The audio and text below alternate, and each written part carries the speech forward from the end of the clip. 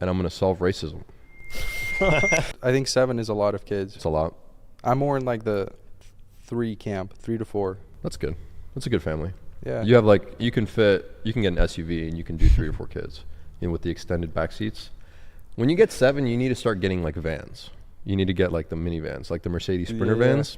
Yeah, it gets tough. I want to have like 4 or 5 of my own, and I want to adopt a few. Why is that? I want to give those children like a golden ticket, essentially, because I'm going to love them so much. They're going to have any resources that they need. I'm going to educate them, and I'm going to care for them. And I feel like I'm going to be able to provide a childhood and a life for them that a lot of people wouldn't. And it's a good one. Like, it's a great life. And I just want to give that to someone that is in an unfortunate position. So that's one reason. The second reason is because we want more kids, but I don't want to make my wife go through it that many times. And the third reason is because I want to adopt one from different races, and I'm going to solve racism. It's going to be a crazy clip, bro. You're going on H3 again. So I want to adopt. Oh, no. I actually want to adopt a black baby, and my girlfriend wants an Asian baby. Okay. We're not going to treat them differently or anything, but I just think I want to prove that if given the same love and if given the same resources, these races can do anything and be great at anything in the world. Maybe that's already proven, but I just want to like kind of do like my own little experiment. Maybe I'm crazy. It's very interesting. I think some people are going to think it's crazy, but it seems like something you've thought about. It's not something you just came up with right now. Yeah. I mean, I probably thought about it for like a total of like 15 minutes, but all right, you got me. We'll see what happens. Yeah. I've had this thought in my mind for like a year or two. So I don't know. Seems like you have good intentions behind it. I mean, No. solving racism. Very bad intentions. Very, very wrong intentions. No, but it seems like you're getting pretty serious about the family thing. If you do get married, if and when, do you think you'd have a big wedding?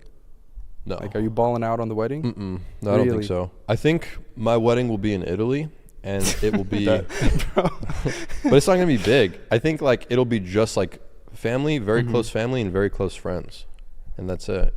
Because I see that. I see like people just going into debt, people balling out. I think that's stupid. Yeah, it's crazy, man. Yeah. The more a couple spends on their wedding, the higher the probability of them getting divorced. I saw that. Is that real? Yeah. TJ pulled it up. Yeah. I talked to my girlfriend about that, and I was like, "Why do you think that is?" And she gave me an answer. I don't remember what it was, but I wonder why do you think that is? I'm curious. I think it's probably just you're not doing it out of love. It's more, we need a family, we need our family to experience this. This is for our family. This is for not just us two coming together. It's more for other people or ourselves. Yeah. In a way. I think if you truly love someone and you recognize the act that you guys are both doing, which is like, hey, we're coming together and committing to each other for the rest of time. We're becoming one. I think that is so important and so large that nothing else should even come close in importance. So like if you care about your dress and the designer that made it and all of these things and the flowers and the image and like the status and the whole perception of the whole wedding about making it a big thing, I feel like you're not as focused on what you guys are actually there to do. How do you know that your girlfriend isn't with you because you're rich and famous? So there's something I can say about that I wouldn't want to say on here, but I can tell you guys after. Rich and famous. Rich, famous, and handsome. We don't live that lifestyle. We don't live like that rich, famous lifestyle whatsoever. And I made it clear to her that that's not like what I want to do with my life. I don't want to live that crazy life. We could be living way crazier, but I like people thinking that I'm less wealthy than I am. I like people, see these New Balances, bro? Bro, those are fresh. When we walk around with these, you don't know like what you're gonna get, So that's, and you got the Vans, you know what I'm talking about. A little bit. So I don't know. I made it pretty clear that that's not the life we're gonna live. And if she has a problem with it, and I told her, I'm like, look, I'm not testing you. Like, this is not what we're gonna do. And she's like, I don't care. Like, I don't care about anything. I just want to be with you. And I don't blame her. I'm a great guy. I don't blame her. But no, you never know. I mean, deep down, she could have some part of her could be like, after me for that. But I mean, I'm sure even if it is, it doesn't have to be from evil perspective. Like, every girl wants security. Yeah. Like, if you're if you're not doing anything, if you're out of shape and you want to blame girls for not being with you, it's like, well, they're not gold diggers. They just want somebody who's actually doing something with their life. Yeah. I mean, I think it's kind of like stupid when, if you make good money, if you're like hardworking and you make money and you're successful as a man, I think it'd be kind of ridiculous to be like, oh, like a girl likes me because I'm hardworking and make a lot of money. Like, yeah, probably. Like that's a good trait. That's what they look for in men. That's a good sign. So like, if she likes you partially, it shouldn't be the only thing, but if she partially likes you for that reason, then that's not a red flag, in my opinion. It's a red flag if she's like asking you to you know, buy her Chanel bags and Van Cleef bracelets and like travel and go on holidays, and when she gets upset when you don't do those things, like that's a red flag, yeah. But or if she wants like a $100,000 diamond ring, like okay, but like you can recognize that. You don't have to be a genius to figure that out. Are you happy? Yeah. No. Do you want to dig in deeper into that? If you want, yeah. I mean, I'm a pretty happy guy. Do you live a crazy life? You know, some people, I've seen that perspective where we're so wealthy, successful, but you have a crazy life and there's no peace in it. Do you experience that at all, or you just keep it very low key, do your work, go home? I mean, you guys probably saw like that crazy run on social media, and that was like very unlike me. Most of the time I like to just be chill. Like I like to sit down with friends like we're doing here, except you guys aren't my friends, not yet. You guys don't want to hang out with me. We'll get there one day. And just like laugh, make jokes, But just see, do whatever. The other side of that is heavy is the head that wears the crown. Is that a saying? I've tweeted that. Really? Yeah. Wow. So, like, it's not even just about all of that. It's also about like the stress of it. You know, I know some people will say that they don't, even though they're rich, but because of the stress and because of like the demanding lifestyle, that's why like they're not happy. Do you feel like The demanding lifestyle? What do you mean by that? The demanding lifestyle? Yeah, like the grind of it. I mean, no, bro, because I don't have to do anything. Everything that I wake up and do, I choose to do. I don't have to do it. If I stopped working today and I did nothing, I would be set for the rest of my life. I would still probably be worth $100 million if I just invested my money and if I was just smart with it. I don't have to work, but I choose to work because it's fun. Like I enjoy it. It's cool to go through life and to work hard and to do things. And what else am I going to do? Like, am I going to sit down and play Fortnite all day? I'm not interested in that. Like, it doesn't sound fun for me. It sounds more fun for me to work, make better videos, to impact more people, to make more money, and to just make like a bigger impact on the world. That's just more fun. Like, it's just more fun. I'm sure you can understand that, right? Yeah, I don't think I would be able to ever retire. Yeah. Like, It's like, what do you do? what are you going to do? You know, it's not like as fun.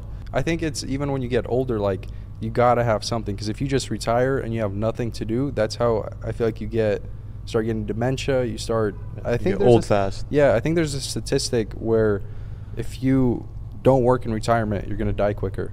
Really? Maybe I just made that up. I don't know. You might have made that up. Bro I might have made science. that up. Source, trust me, bro. Yeah. But I would believe that. I believe it. There you go. You I'm see down. it though with older people. Yeah. The people that are stagnant, don't do much, just they get old so fast. But the people that are active, they go out on jogs. Sharp. Do you have health insurance? I have to get health insurance. You now. don't have health It's on my insurance? to-do list. Bro, I think it's the period right now, right? Yeah, it's an open enrollment. Yeah, bro. I wonder how many entrepreneurs online don't have health insurance. Yeah, you need health insurance. I have dental insurance, insurance for all my cars. I've come a long way.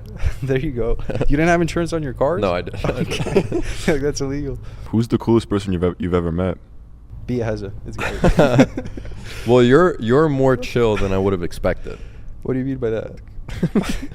I mean that you are more calm than I would have expected you to be. You're like more like laid back.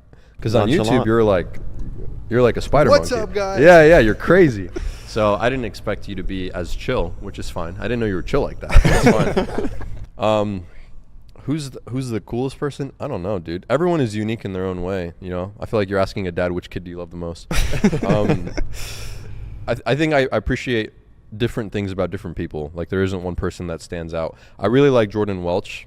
I really like him. I wish I had more time to talk to him. I met him in Breckenridge last year. We went snowboarding, and then he flew out here to do a video with me, and we never got enough time to just sit down and talk.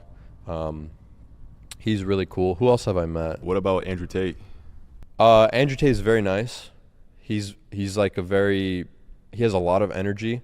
I'm very jealous of how well he can speak and how well he can articulate himself. I definitely look up to him in that way. Where'd you meet him? London.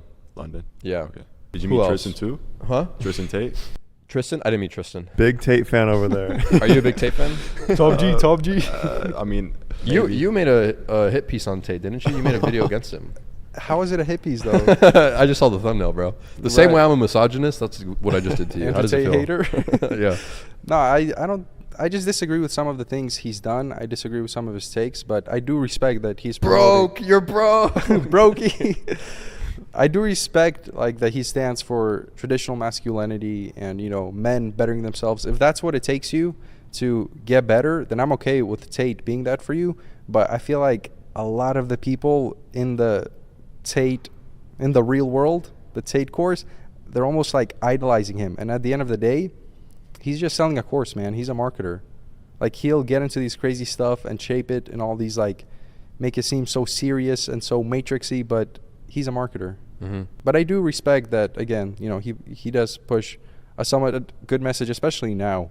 I know in the past it was a little too crazy, but I also don't know if like I respect the things he did to get where he is today. Like the cam girl yeah. operation. And it's like he was deceiving women and manipulating them, according to his course page, to come on to his agency and create adult content. And these are women who weren't previously in that industry. And I feel like that's just so vile. Yeah. But his argument against that is that they're making more money than ever, and they were poor, and now that But they it's can not take care about of the their money. family. It's like, it's about the principle that he took these. So do you think they're better off now that they're making money? So I'm just saying that's his point. So your perspective is that he's doing something wrong, but from his perspective, he's like, I actually helped them. It's not in the most ideal way that they got there, but they are better off now than they were before. We might have to get some of those girls on the pod and ask them how I they don't know. feel. I don't know. I don't have an opinion on anything. Bro. Really? I don't care. All right, fair enough. Ever since I got flamed, I don't have opinions No more anymore. opinions. I don't have opinions. You met Graham Stephan too, right? Oh yeah, Graham Stephan's back. cool. You went on his podcast? Yeah, that was, bro, I was so nervous for that. It was Really? like insane. Because I was also younger. But wasn't that recent? Nah, what do you mean? That was like a few months ago. That was years ago, bro. That was like 2019 maybe. That was Oh, pretty were you early. one of the first guests on there? I wasn't one of the first, Like but first dozen. yeah. I remember seeing you on there, and I was like, why didn't he invite me? Because I've known him before you. But weren't you kind of out of the game at that point? No, I think I was posting. I mean, if I had that thought, I was probably somewhat relevant. Mm-hmm. But I met Graham. Dude, funny story. I met Graham when he had 8,000 subs. Wow. Yeah, and I went out to LA because he was posting real estate videos, and that's why I got into real estate, because of him. And I went out and I was like, bro, let me buy you like a lunch. I drove all the way out there just to meet him, and I met him out there. Was it worth it? Yeah. We went to Sunset Mel's Diner in LA. Very like Mel's Diner on Sunset Boulevard, I think. 500K or dinner with Graham. I would pick neither. Read the Yeah. Bible. I don't know. Read the Bible. Find God. 500K or dinner with Andrew Tate? I would take 500K. I think that's. I would take 500K over dinner with anyone, but that's me. Like I don't know. Maybe someone else. 500K is a lot of money, dude. All right, TJ, 500K or dinner with Andrew Tate? Dinner with Andrew Tate. Bro. Really? Over You're 500K? No. Dang. I'm I slightly think he's trolling. joking. There's no Slightly way. trolling. So, would you pay 500K to Andrew Tate to have dinner with him? If I had 500K, You would do that? I don't know if I would do that. Don't lie. If it was Tristan and Andrew, Oh, okay. I So think- hold Now on. we're Hold on. talking. I think Hold I your would. horses, man.